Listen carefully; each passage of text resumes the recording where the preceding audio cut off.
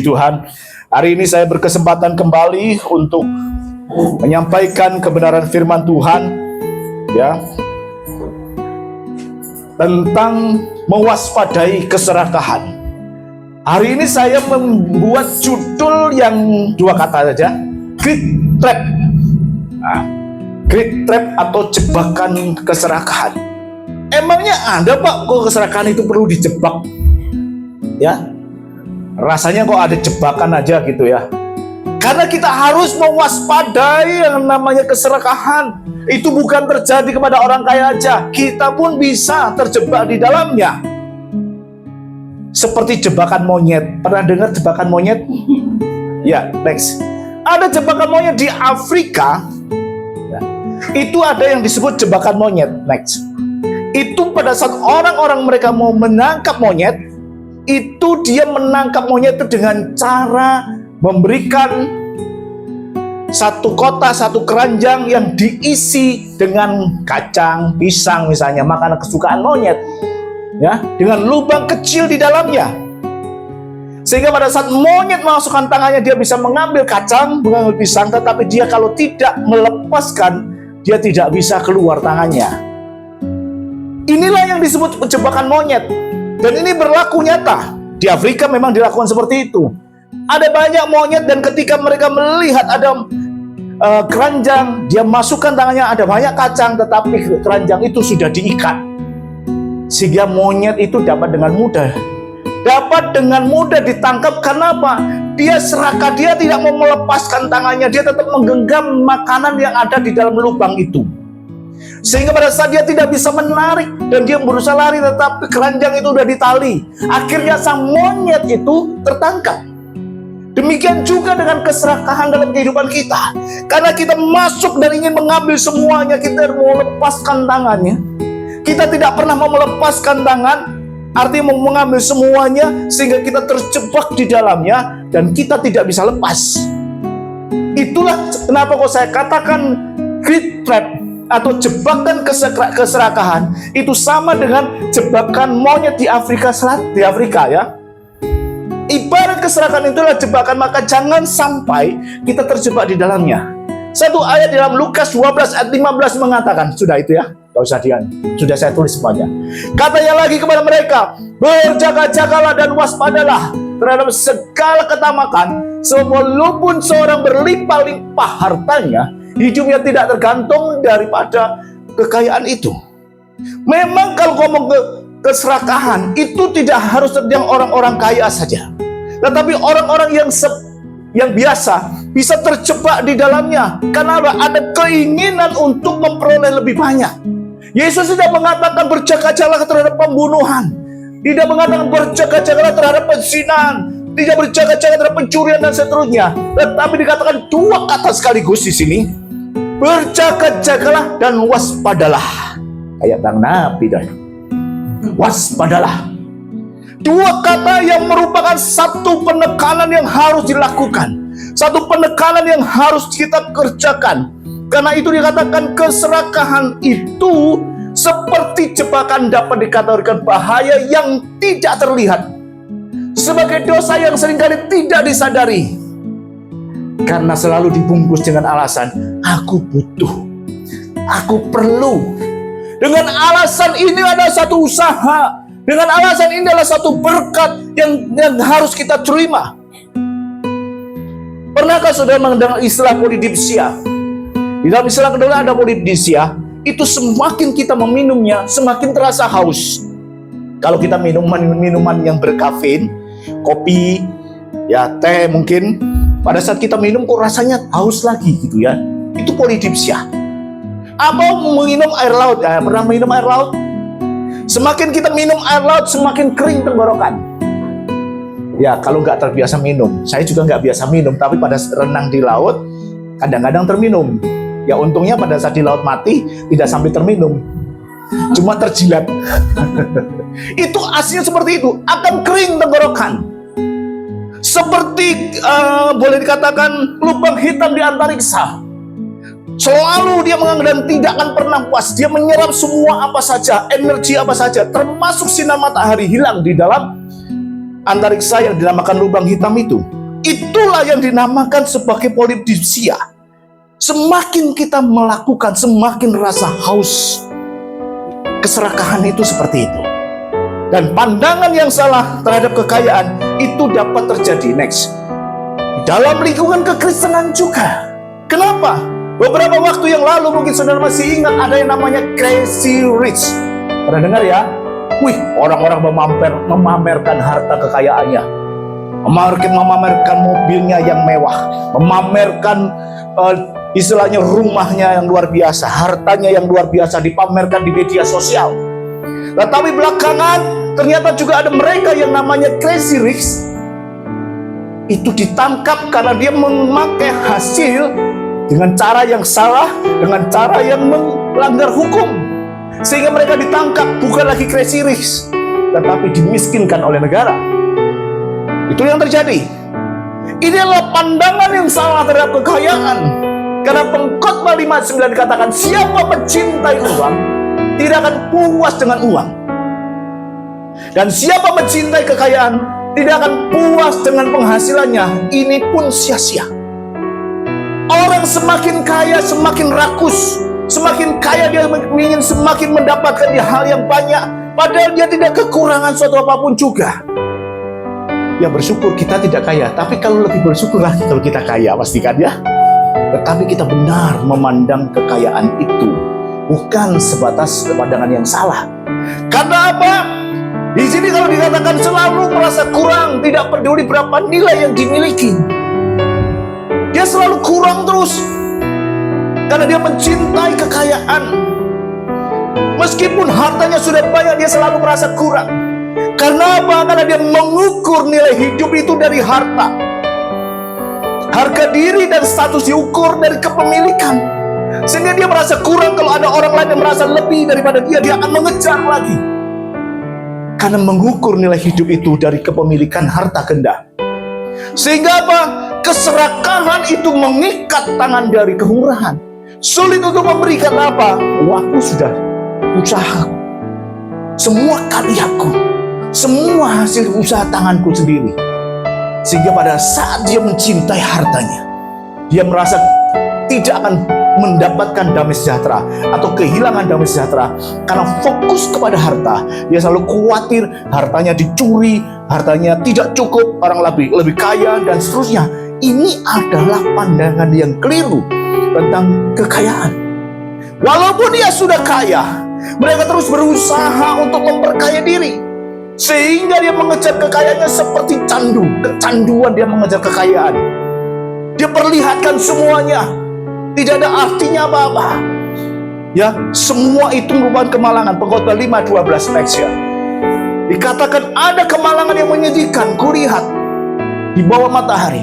Kekayaan yang disimpan oleh pemiliknya menjadi kecelakaan bagi dirinya sendiri, menjadi satu sumber malapetaka. Karena dengan kekayaan dia menjadi sombong, dia merasa berkuasa, lalu menindas dan merugikan orang lain, merasa keamanan yang semu dan mencintai dunia daripada Tuhan. Sehingga kalau dikatakan seperti ini, ada banyak orang kaya yang menindas orang miskin. Ada banyak orang kaya yang memperlakukan sewenang-wenang terhadap orang miskin. Mereka yang berusaha memberikan gaji serendah-rendahnya kepada karyawannya, mengeksploitasi tenaganya, mengeksploitasi ilmunya sampai sedemikian rupa. Yang penting ada banyak pemasukan bagi usaha saya. Eksploitasi. Ini terjadi loh. Saya 36 tahun bekerja di sekuler. Meskipun kemarin saya katakan ada pemisahan, tidak ada pemisahan antara sekuler dan rohani.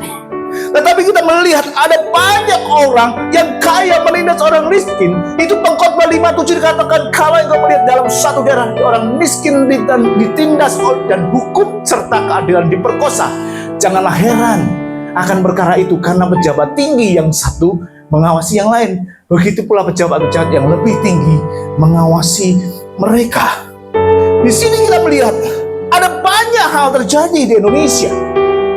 Orang-orang yang melakukan pejabat yang membuat sewenang-wenang, membuat hukum sewenang-wenang, menindas rakyat dengan meningkatkan pajak, bersenang-senang kalau mendapatkan sesuatu yang lebih daripadanya. meskipun dia punya segalanya, rumahnya miliaran.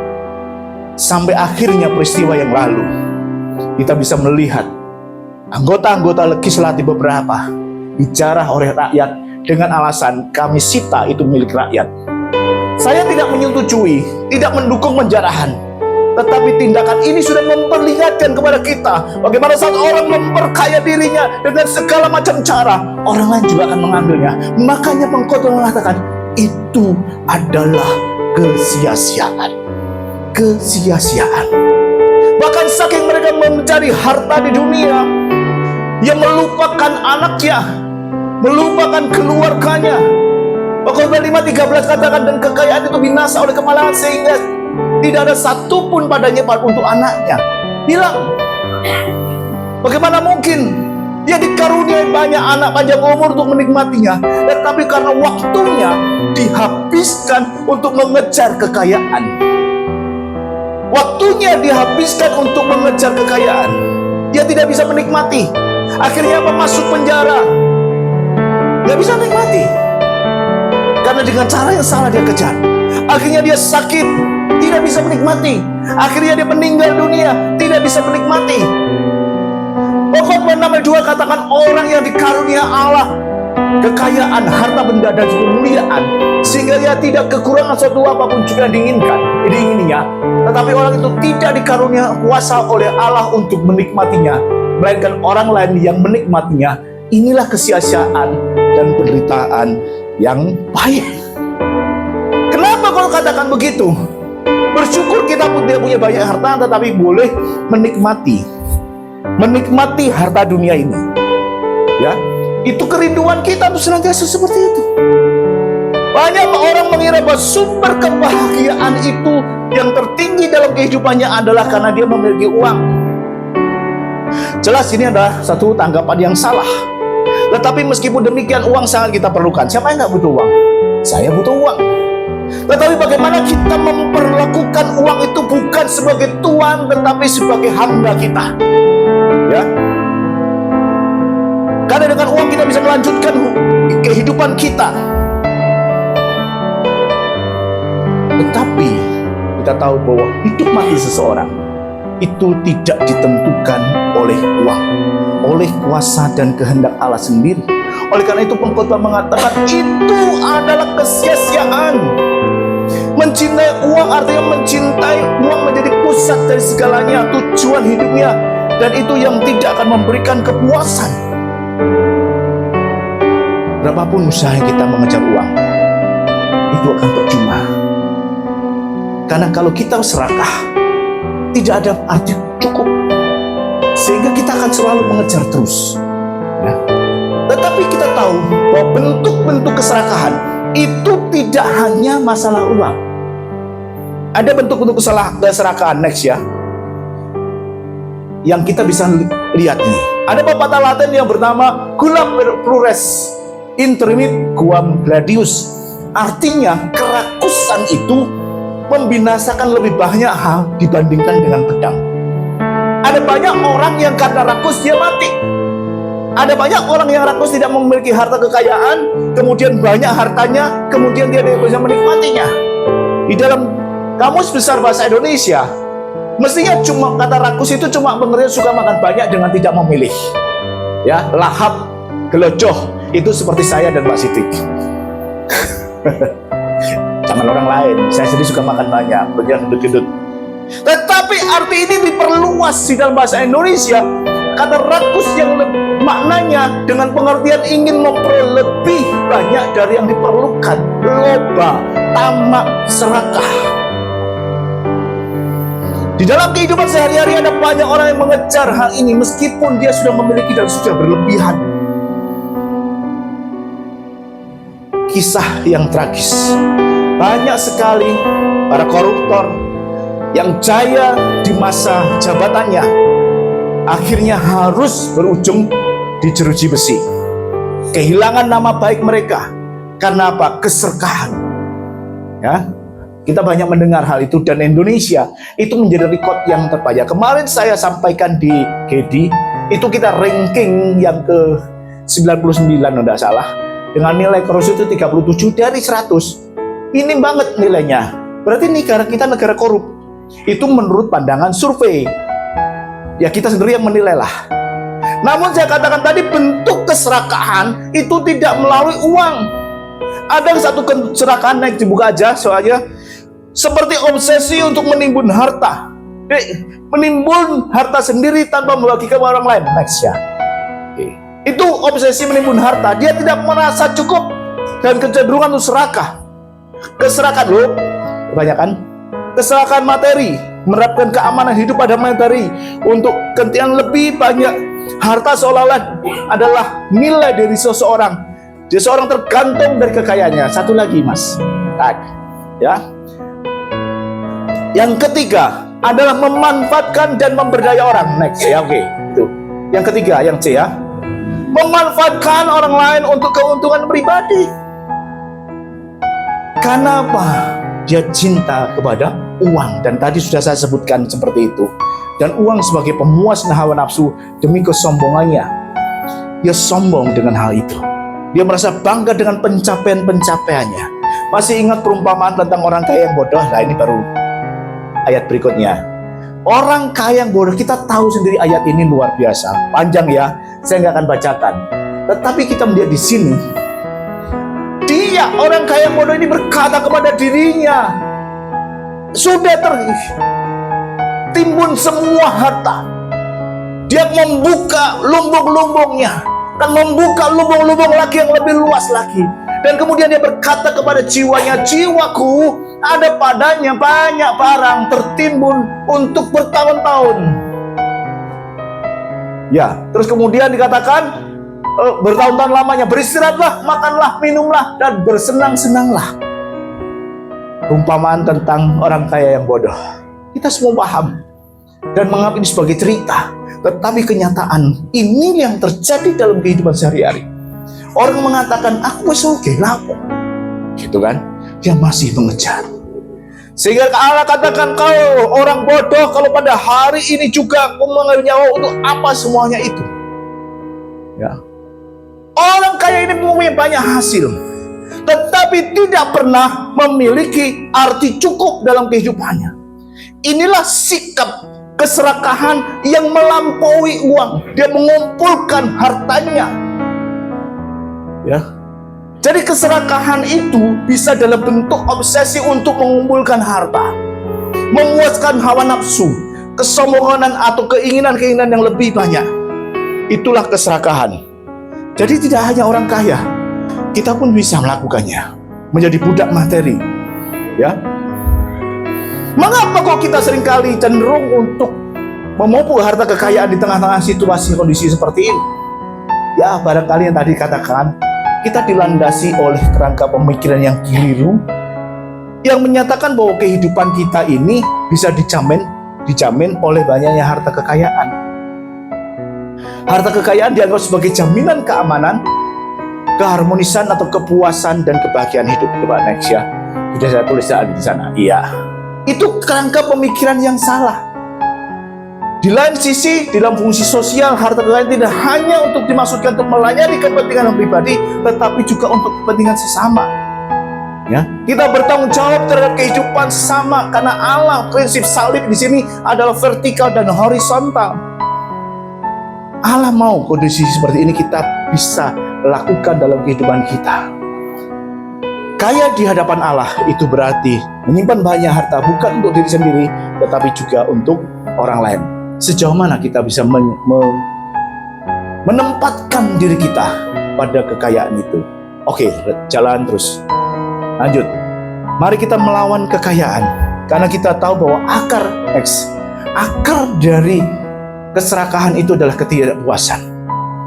Dan seringkali kurangnya iman. Kenapa? Merasa gak cukup, dan kita harus berjaga-jaga untuk masa yang akan datang. 1 Timotius 6 ayat 6-8 dikatakan begini. Memang ibadah itu kalau disertai rasa cukup memberi keuntungan besar. Sebab kita tidak membawa sesuatu apa dalam ke dunia, dan kita pun tidak dapat membawa apa-apa keluar. Asal ada makanan dan pakaian, cukuplah. Jadi ada rasa cukup itu yang melawan adanya keserakahan, yang mengerem adanya keserakahan. Ibadah di sini bukan dimaksudkan ibadah yang saat ini kita berlangsung hanya 1 minggu 1 kali, maksimum 2 jam.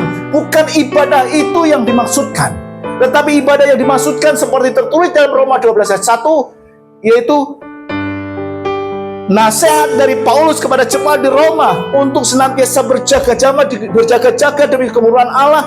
Paulus menasihatkan supaya kita mempersembahkan tubuh kita sebagai persembahan yang hidup, yang kudus, yang berkenan kepada Allah, karena itulah ibadah yang sejati. Jadi bukan seperti ibadah liturgial, seperti ibadah tata ibadah seperti yang sekarang ini lakukan hanya 2 jam saja, tetapi jelas bukan ritual formal, melainkan penyampaian diri secara total kepada Allah di dalam seluruh aspek kehidupan kita. Itu yang diwujudkan dalam tindakan kasih, pelayanan, ketaatan, pembaharan budi. Karena konsep inilah, maka seluruh pikiran kita, seluruh kehidupan kita, seluruh perasaan kita itu harus tertuju kepada Tuhan. Terlalu berat apa yang saya sampaikan? Oke, ada ilustrasi tentang kewarganegaraan. Ya, Filipi 3:20 dikatakan karena kewargaan kita adalah di dalam sorga, dan dari situ juga kita menantikan Tuhan Yesus Kristus sebagai juru selamat. Kenapa kewargaan ini kita ungkap di dalam keserakahan? Bapak Ibu Saudara, kita pernah lihat, mungkin dengar ada banyak orang-orang dari, yang saya dengar waktu itu sih Afghanistan misalnya, atau mungkin dari yang bersitegur dengan Kamboja, apa itu? Ya itu, dia mengungsi, dia memaksa keluar dari negaranya, dia mengungsi mencari suaka. Ya, tujuannya kemana? Kalau dari Afghanistan bukan Indonesia tentunya, tetapi Indonesia sebagai transit supaya dia bisa lari ke Australia. Kenapa kau lari ke Australia? Karena dia menilai bahwa negara Australia itu menjamin warga negaranya, melindungi warga negaranya, memberikan penghasilan, santunan sosial kepada warga negaranya. Sedangkan Indonesia sendiri memang tertulis di dalam Undang-Undang Dasar bahwasanya anak terlantar gelandangan semuanya dipelihara oleh negara. Kenyataannya berapa banyak yang dihandle? Oleh karena itu, para pengungsi dari Afghanistan misalnya, mereka hanya transit di Indonesia, lanjutkan ke Australia. Kenapa? Karena di Australia dipelihara, dijamin penghasilannya, kehidupan sosial dijamin. Jadi kalau saudara lihat orang-orang bule di sana berjemur, orang-orang sudah tua, itu bukan karena dia menikmati rekreasi kekayaannya, enggak. Tetapi seringkali kita jangan sampai salah, itu juga orang-orang yang mungkin menikmati santunan sosial karena tidak punya penghasilan. Dia berjemur, nggak ada pekerjaan. Jangan salah, ya. Yang penting warung tapi itu terjadi. Makanya kenapa kalau kita kan warga negara itu penting. Orang berusaha untuk mencari kewarganegaraan. Pengungsi Afghanistan kalau di saat di Australia, kita pun juga bisa.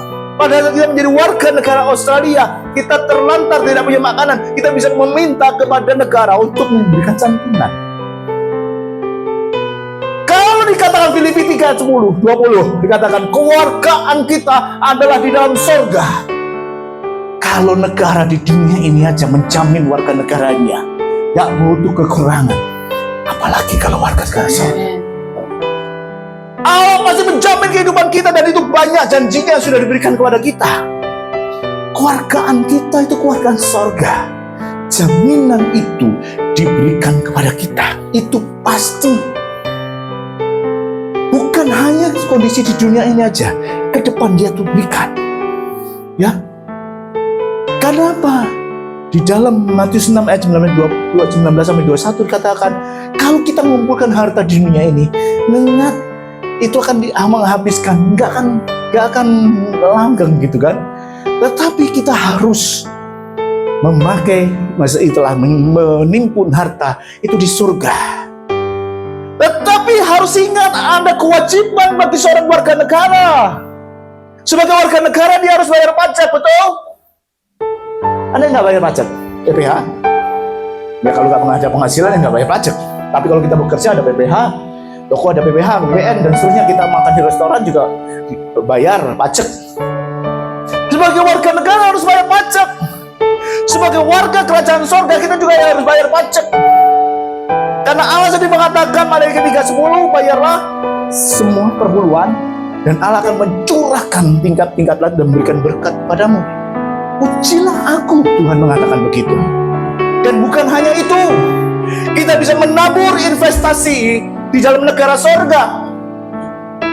Berinvestasi di negara sorga itu memberikan persembahan saudara yang akan diperhitungkan di sorga. Itu warga negara. Kita warga negara sorga. Lakukan. Kita tertanam di sini, lakukan. Kita tertanam di gereja yang lain, lakukan. Saya tidak memuji satu sinode tertentu, tetapi di mana kita ada di situ, kita mendapatkan kewajiban untuk membayar pajak puluhan. Saya tidak katakan ya identik. Jadi jangan sampai salah. Wah, itu pajak, enggak ya. Saya menganalogikan.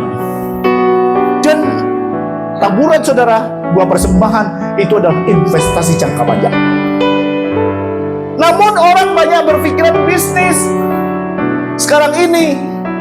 Dia mengatakan, oh Matius 3:10, dia mengatakan dia akan melimpahkan berkat dengan luar biasa, membukakan tingkat-tingkat langit. Dia berkata, aku akan mulai perpuluhan sekarang dan mengharapkan ini akan menuai 30 kali lipat, 60 kali lipat, 100 kali lipat ganda. Gak semudah itu. Karena semua itu selalu ada proses. Orang sekarang menabur, gak sekarang juga harus menuai. Harus ada pertumbuhan. Bisa bertumbuh gak?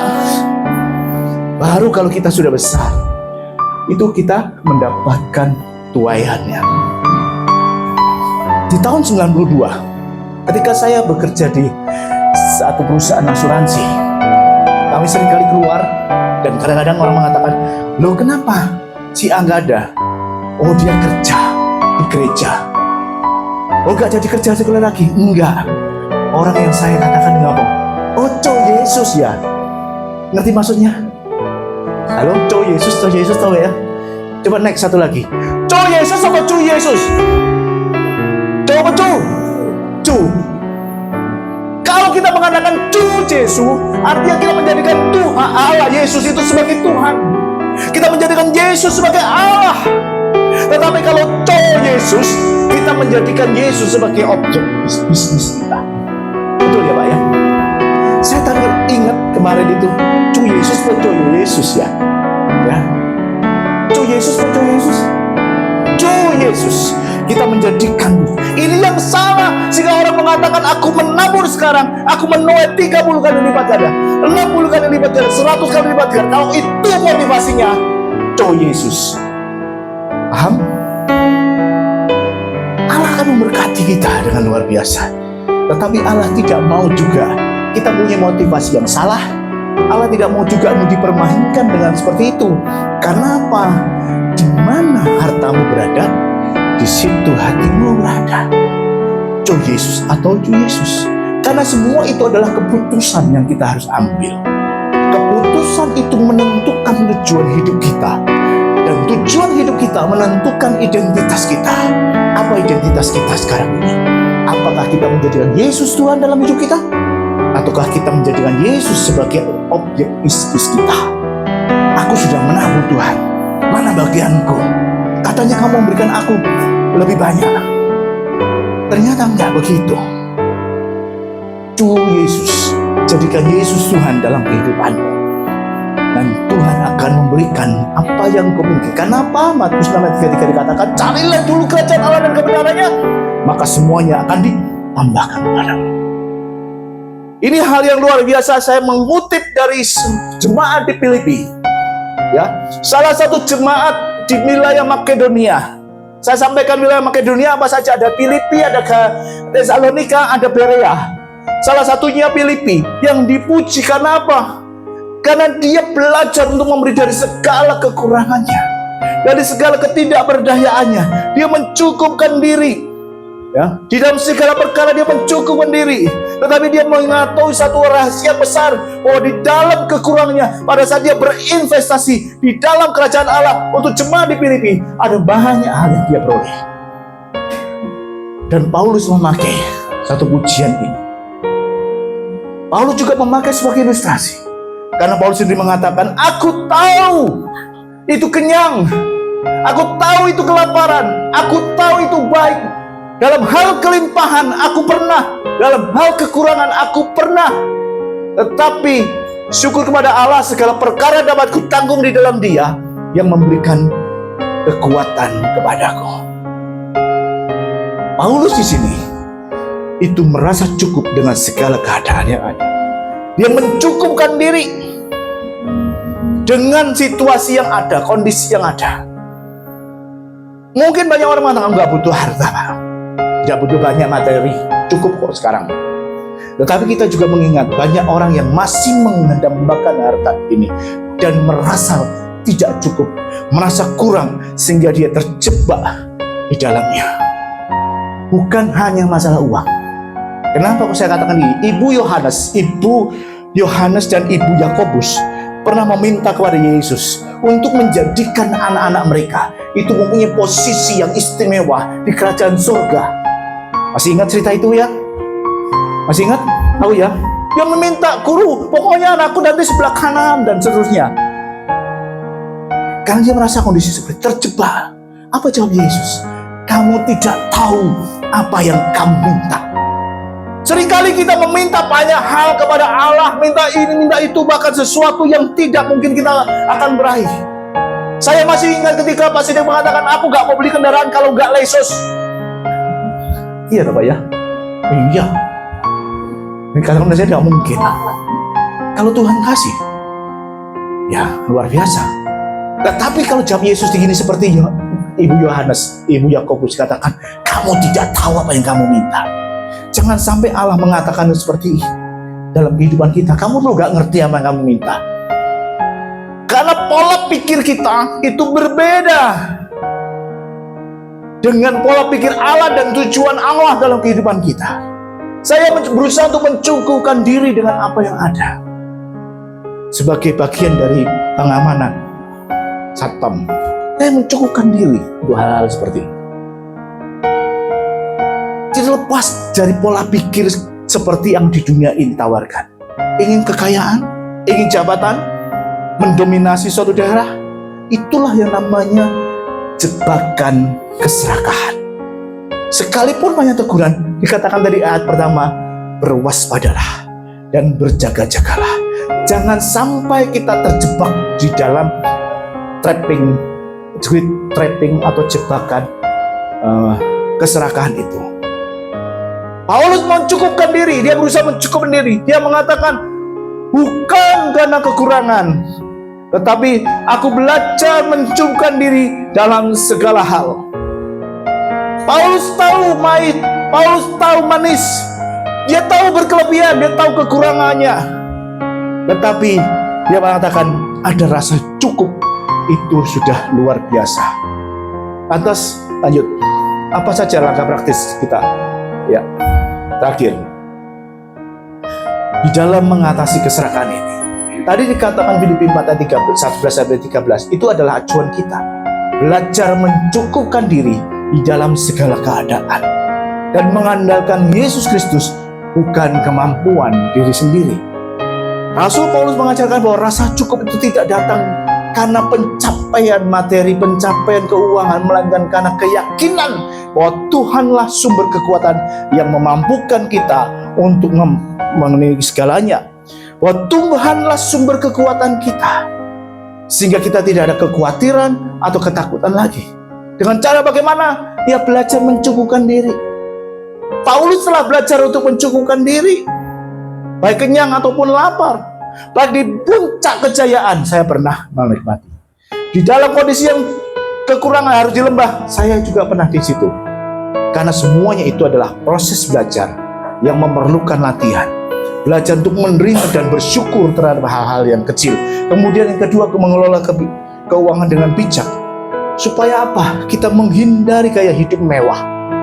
Ya, menghindari gaya hidup yang berlebihan, besar pasak daripada tiang, karena finansial dalam memperhitungkan di aspek finansial dalam setiap pembelian. Jangan biarkan uang itu menjadi tuan kita, tetapi jadikan alat. Meningkatkan iman itu adalah dengan memperbanyak pengetahuan firman Tuhan, mempelajari, merenungkan firman Tuhan, berdoa, sehingga kita diberikan satu kekuatan iman di dalam menghadapi segala kesulitan yang kita hadapi.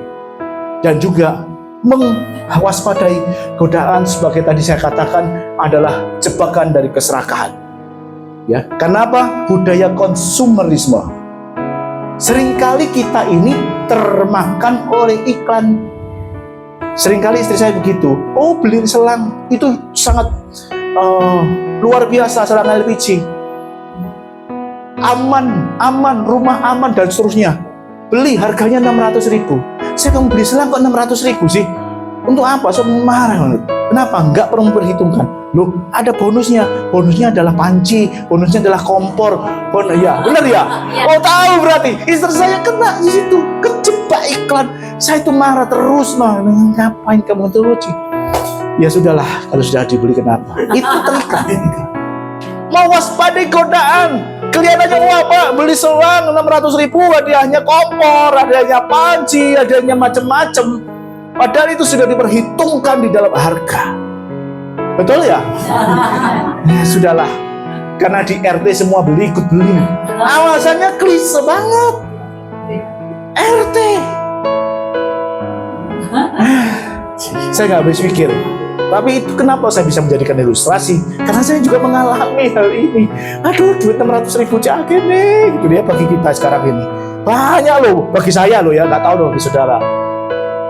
Tetapi meskipun demikian, kita mempunyai kekuatan untuk menanggungnya. Ya, Filipi ayat 14 tadi, ya, 4 ayat 13 ya. Kenapa Allah memberikan kekuatan kepada kita di dalam segala kondisi situasi yang ada? Kita diberi kekuatan di dalam atas atau di bawah, ya, kita diberi kekuatan. Nah, yang terakhir adalah refleksi diri. Sambil saya undang Ibu worship leader musik untuk naik ke atas, kita tanyakan pada diri sendiri, apakah kita merasa cukup dengan segala berkat Allah? Kita bersyukur terhadap segala berkat-berkat Allah, ataukah kita selalu bersungut-sungut terhadap segala berkat Allah? Koreksi diri kita. Nggak ada orang lain yang bisa koreksi, tetapi kita bisa mengoreksi diri kita. Apakah kita sudah merefleksikan diri kita? Pernah merasa cukup atau kita terjebak di dalam keserakahan? Terjebak di dalam jebakan monyet? Itu tergantung kita. Mari kita hidupi firman Tuhan. Jangan sampai kita terjebak di dalam keserakahan, tetapi menyerahkan semuanya kepada Tuhan. Terpujilah Tuhan. Amin. Kita akan nyanyikan satu pujian.